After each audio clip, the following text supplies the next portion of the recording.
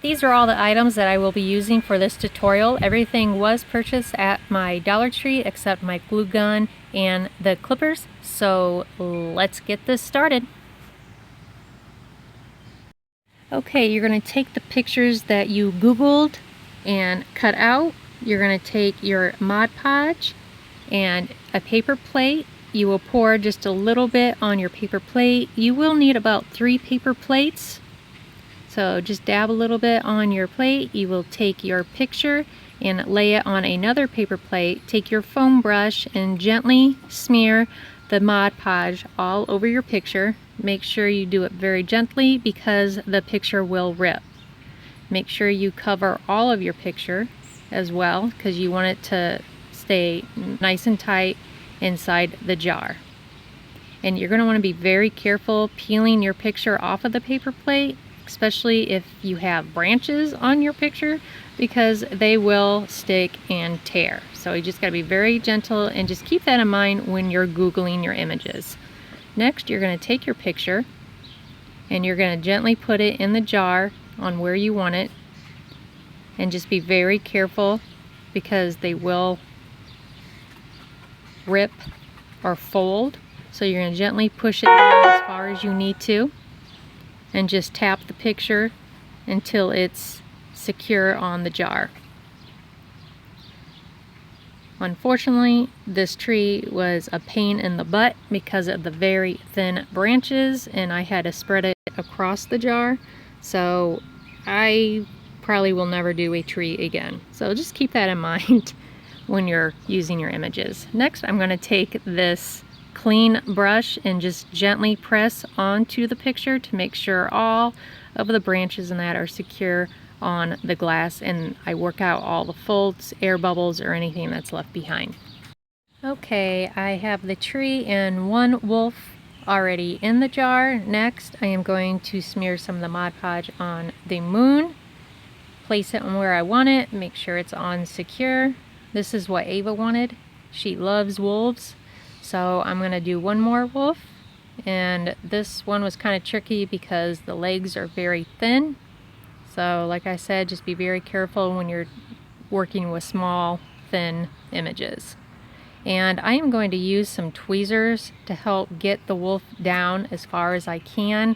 So you might want to have one of those in handy just in case.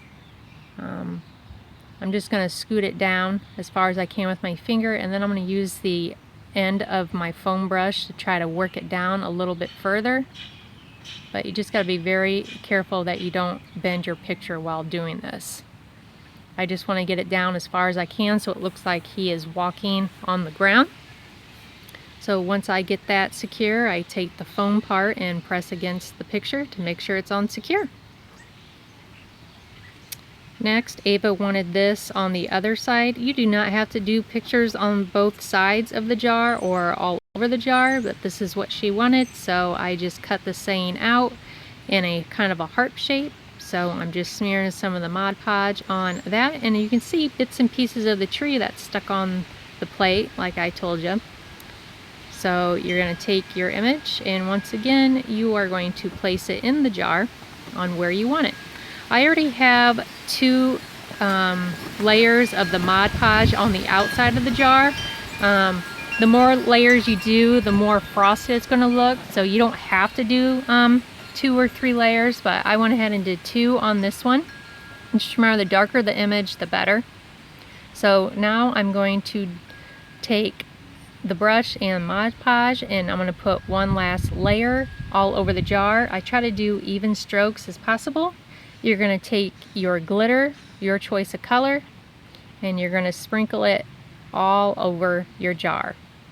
And just make sure you cover the top part and the bottom.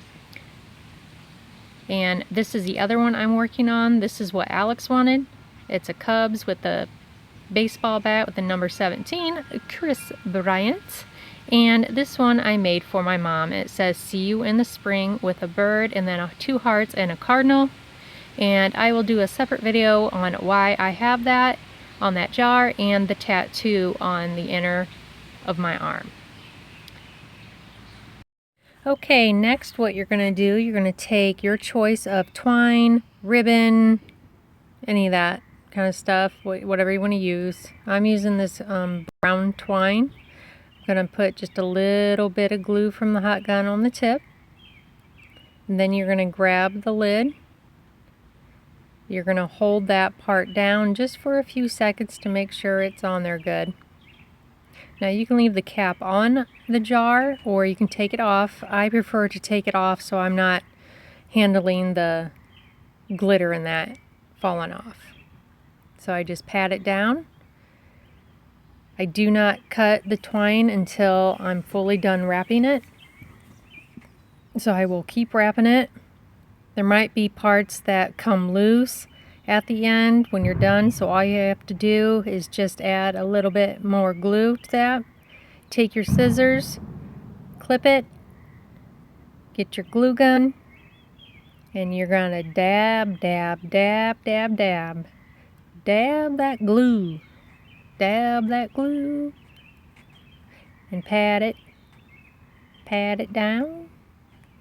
Pat it down. Pat it down. Get the glue all over your fingers, fingernails. Looking good. Is it done?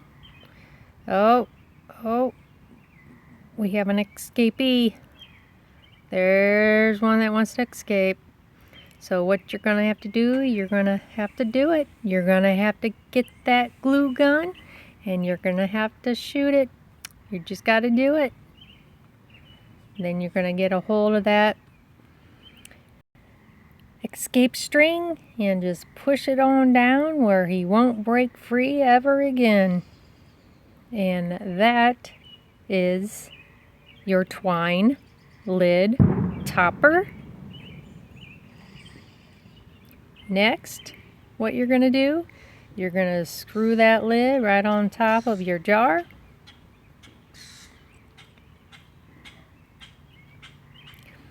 If you have flowers, which I have many flowers, you pick whatever ones you want to use.